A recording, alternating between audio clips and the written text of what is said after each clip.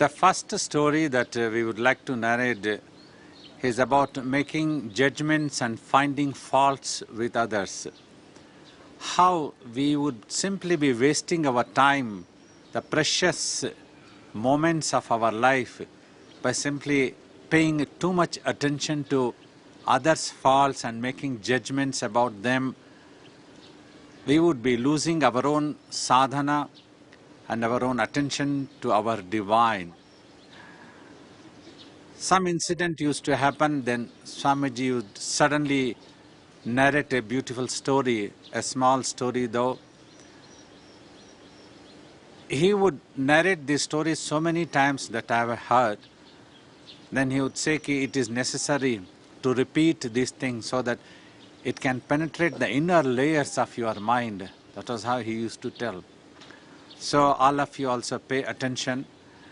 One day when we were all sitting at the lotus feet of our beloved Guru, Swamiji, on the balconies in Dehradun ashram, when he was camping there, somebody was mentioning and trying to find fault with another. Suddenly Swamiji retorted, "You see, you are simply wasting your time by doing like this. And I will tell you a story about a monk, a sannyasin, who simply wasted his time." He said that there was a certain king in a certain kingdom on the outskirts of the capital city. There was a beautiful ashram in which a sannyasin lived. He was doing his sadhana and was guiding other disciples on the path of self-realization, meditation and all these things. After some time, what happened? The king brought a prostitute and built a beautiful palatial home opposite to the ashram of this sannyasin and made her to live there. So what happened? The sannyasin one day saw her and got the news that this is a prostitute, that the king has brought her and kept here. He started worrying, oh, now that this prostitute lady has come here to stay, all sinners are going to come to her. At all times, lot of bad things are going to happen. Oh, what a nonsense thing that is happening. Oh, what a sinful life that she is leading, like that. So his attention every day went on to that same thought, that she is a sinner and lot of sinful people are going to come to her. What he used to do was, every day when he used to see some person entering the palace, he used to take a stone, count it, today this is one sin that that lady has done, these people are doing. Like that he went on counting. The whole day he would be counting like this and keeping one stone aside. After some time, it was becoming like a mountain. On the other side, what happened? One day it so happened that the prostitute lady saw this sannyasin monk. Suddenly she developed a devotion and reverence.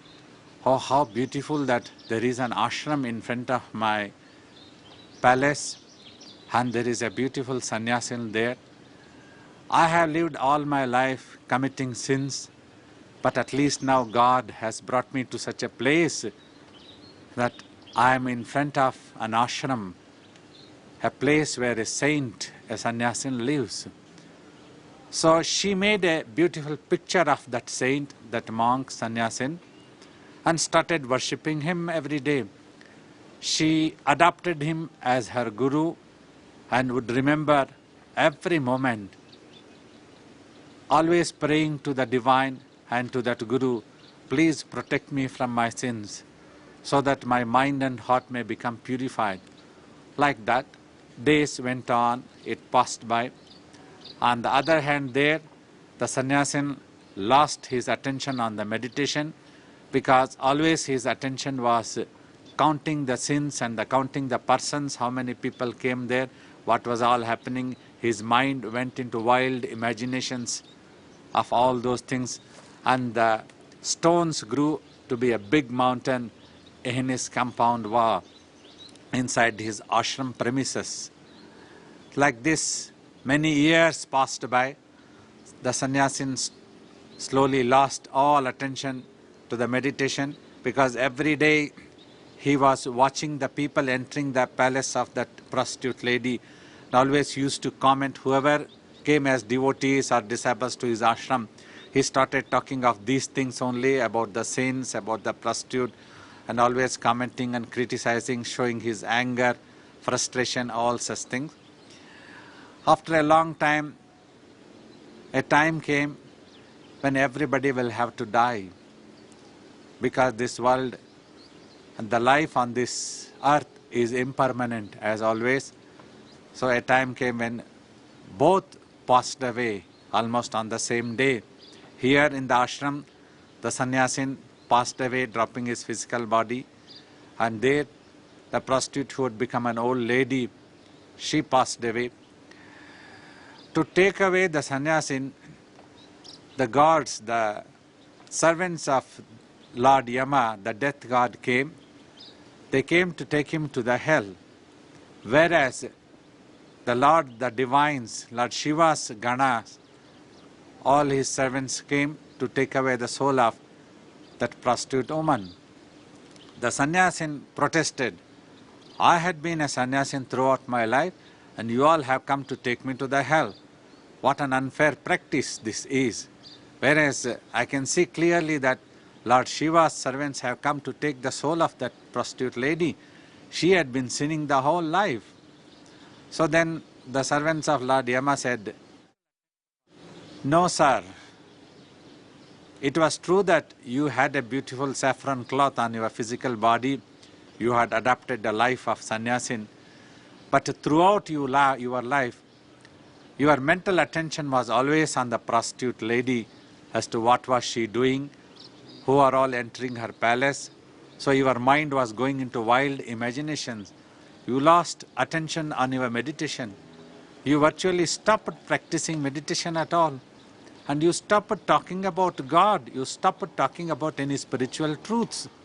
Whoever came, any disciples came or devotees came to you, they always got to listen to your stories about the prostitute, all the sins that she was committing, all these things only happening. Like this, you totally lost your attention on the divine, and your mind was into these worldly things. So that was how your mind sinned every moment. That is why we are taking you to the hell. But whereas on the other hand, the prostitute lady saw you one day and became so devoted, and she developed such reverence to you, she became so much attached to you. Whereas you were criticizing her all the day and night, she was worshipping you, considering you as a guru. She had drawn a picture of yours, and whoever came to her, she started talking about you. Look, that Baba is my guru. How beautiful an ashram is in front of me. Though I am not fortunate to go and touch his lotus feet, but I am so fortunate to live so closer to his ashram. Like this, she was worshipping about you, and gradually she developed such an interest in God, and she started remembering God's name, and she virtually lost interest in her own earning of money and doing bad things. So after all these things, she had stopped all the bad people who wanted to come, and she allowed only such good people who were spiritually interested and inclined people came to her. She herself got converted as a saint virtually. She always spoke about God and about her guru, that was you. So see the difference. Whereas she had become a saint long ago, in your imagination, she still continued to be a prostitute. So look at this thing. That is why she is going to the abode of Lord Shiva.